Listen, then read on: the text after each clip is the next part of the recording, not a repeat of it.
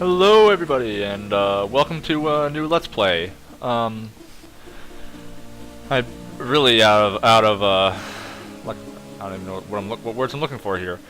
I'm not really used to doing this anymore because it's been so long since I did my last Let's Play, and I'm really sorry about that.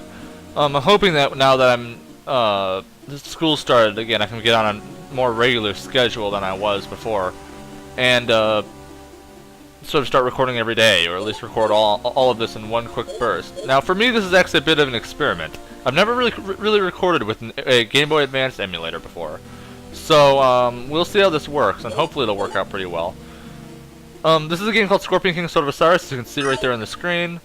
From what I understand, Scorpion King was a movie that was, I guess, prequel to the Curse of the Mummy, and it only received average reviews. I don't really care about the movie. I've never watched it or anything. So, I only know anything, in fact, I don't know anything about the characters or the movie at all, except for what happens in this game. That said, this is one of my favorite Game Boy Advance games of all time. Okay, maybe not, there's lots of other games I like on the Game Boy Advance, but this game is really fun, and it's really short too, so it's a nice way to get started on Let's Playing again. Anyway, all this ranting aside, let's get started. I sense great evil in this place. Why would he insist on coming here? Matthias? Matthias, are you here? Cassandra, please, help me! He's in trouble. Stay where you are, I'm coming. Alright, so immediately off the bat, what you want to do, I doubt many of you will be playing on this with me. I've never really... okay, so first of all, the reason why I'm choosing to Let's Play this game is because literally there was only one other playthrough I could find online at all. It wasn't a Let's Play, it had no commentary at all, it was just a standard walkthrough. And that was it. That was all there was.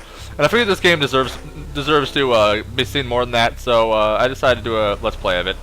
Alright, so first things first, if you press L, you switch weapons. Every character, there's only 2 characters in the game as far as I know, has 2 weapons. Cassandra, this is the name of our character here, protagonist here, has a knife and a kick. The kick is, well, okay, here's, never use the knife, okay, I'll just say that right now. The knife has pathetic range. They both attack at the same speed, they do the same damage, the kick just reaches further, so there's no reason at all to use the knife. Now, Cassandra really isn't that good to be playing as. She's, yeah, just the way she's built, it's really hard to hit anybody without getting hurt yourself, so.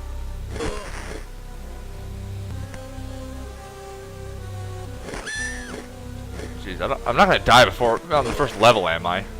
I'm not really used to playing this game, and like I said, I'm not really used to recording either because it's been so long. Wow. Alright, so quick tip, if any of you do happen to play along or something, to get the other way through your attack animation every time you want to attack, and that can get then become quite a problem. That's not what's happening right now. Right now, I'm just failing to hit anything at all before I get hit. I mean, but one quick little tip, as I'll show you right here, if you kick as you're coming back down, you can get 2 kicks off really fast.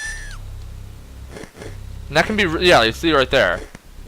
Ignoring one of your attack animations, allowing you to do a bit more damage a bit more quickly. Okay, I'm like about to die here. These things here, they drop food that restores your health. Yellow ones restore your health all the way. Green ones restore it halfway. But anyway, let's just skip these enemies and move on. Who are you? What have you done with my husband? So I guess Matthias is her husband. Ha ha ha, your husband is fine. I'm afraid it is you who is in danger. Will you come quietly? I'm not going anywhere until you show me Matthias. Ha! Resist if you like. You'll only bring me greater pleasure. Alright, so who the hell is this asshole? Alright, so this is a fight that you cannot win.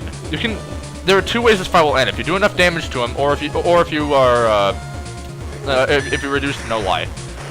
I'm probably gonna end up ending this fight with a ladder. There's no real good tips for this except to just try to jump at the right times. And if you know how to play the game beforehand, like you know about wall jumps and things like that, then it helps. There's one thing that really pisses me off about this fight. You may notice as he's walking to the center, he walks straight to the center to do that attack right there. If he's walking toward the center to do that attack, he suddenly becomes invulnerable, whether or not he's at the center or not. And that kind of annoys me because it means that, yeah, you see right there, if he's on his way to the center, you can't hurt him. This is especially bad since he tends to spam that attack as he gets closer to death. He's obviously not anywhere near being defeated right now, so... yeah, I'm gonna lose this fight, but... you just keep fighting until either you lose or win. I'm gonna try to beat him, but it's not gonna happen. I'll go ahead and say that right now. Yeah, see.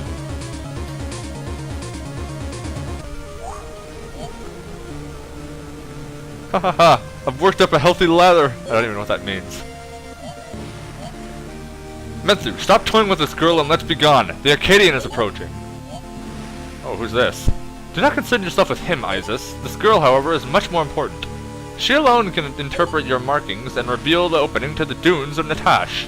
I have no idea what the heck he's talking about. First of all, how would you even know that anyway? Is this true, girl? Do you have the gift? I don't know what you're talking about, neither do I. Enough! Those marks, what are you?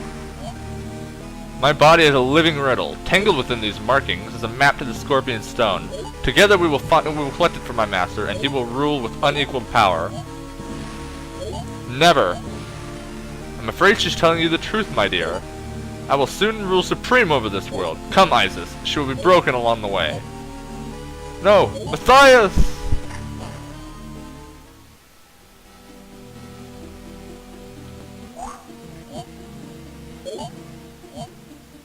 Cassandra? What in the world is happening? I've got to get to her quickly. Now this is our main character through the game. This is Matthias. First of all, unlike Cassandra, he can charge his attacks. If you hold the attack button with Matthias, he will spin his weapon, and then if you press in any direction, he will thrust. Like this. Except for down. You can't thrust downwards. However, if you jump and hold down, you can also do a downward thrust like that. And that's one of the most useful attacks in this game. I'll be using this attack a lot. In addition, like I mentioned, both characters have two weapons. Matthias' second weapon is a bit more useful. He can throw them when he charges them. Other than that, they're not very useful. They attack fast and do half as much damage as a sword. They have about the same range. I tend to stick with the sword simply because it gives me this attack. You can't do the downwards thrust with the hooks. So if you hear any dogs barking, that's my dogs barking. So anyway, let's get a move on. So, oh wow. Like I said, I'm not used to playing this game much at all. Okay, so Matthias is considerably heavier than Cassandra, so he will fall through this kind of bridge. So we have to take a different path. All right, so as I mentioned before, you can spin your weapon like this. That's actually one of the most useful strategies in this game. A lot of enemies die in one shot. And because of that, while you're spinning your sword, it will pretty much shield you from anything coming toward you. On top of that, it is the ultimate boss killer. Against bosses, that thing will keep bosses stunned for a long time, so you want to be sure to use that as much as possible against bosses. There's only one boss I know of that's later in the game where it's not quite as useful, and we'll be getting to that quite a bit later. Of course, it's a pretty short game, so it's not going to take too long, but I'm going to kind of try to rush through the rest of this level since there's no real point in explaining a lot of this stuff. Standard wall jumping controls. You just jump and then jump again when you touch the wall. Also, you can hang on to certain ceilings, so I think Cassandra can do that too, but you never get to see it. Because the thing about Cassandra that I'm not going to show off, I don't think. Maybe in a bonus video. But the thing about Cassandra is that she's not really a wasted character. There's actually a bonus mode where you get to play through the entire game a second time as Cassandra. So there's a lot of stuff you can do with Cassandra that you didn't get to see me do before. Looks like I'm too late. Matthias! Cassandra, is that you? I can hear your voice, but it's so faint. I am now only a voice inside your mind. You are crazy. You must listen carefully to my words. An evil man named Menthu is using me to locate the Scorpion Stone. I fear that he will find it, and when he does, he will unleash a terrible power. Then I will hunt him down and defeat him. Your physical strength will not be sufficient. Only the legendary Sword of Osiris can defeat Menthu. It is crucial that you find it. And what of this Scorpion Stone? If it poses a threat, shouldn't it be destroyed as well? I believe you'll find an object located, find an object buried just below your feet that the enemy fears. Well, what a coincidence. It is called the Hero's Gauntlet. Well, then why didn't he take it with him? Yes, there's a metal glove here. It seems to be missing 6 emblems on the wrist. Those missing emblems are the runes of Osiris. Why did you have to capitalize that? You must find all 6 of them and fuse them with the Hero's Gauntlet if you wish to destroy the Scorpion Stone's magic.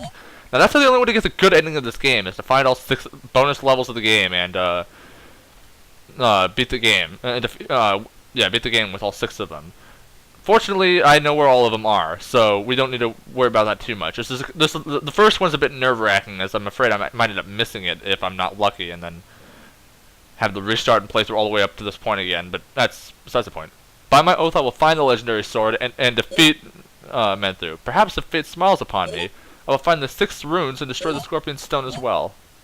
Please hurry. My future and the fate of the world lies with you.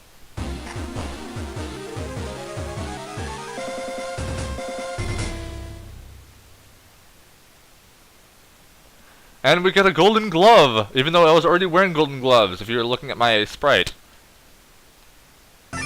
Alright, so this glove actually serves 2 purposes. The first of which is like he mentioned, there are 6 runes you have to find in this game. The second purpose is that as you'll see as we go through the game, you will also unlock glove sockets, which, as we go through the game, you'll find little orbs. These orbs will enhance your power by adding fire to your sword and a variety of other effects. You'll get to see them as the game goes, as we play through the game. So anyway, I'm gonna end the video here and start the next recording.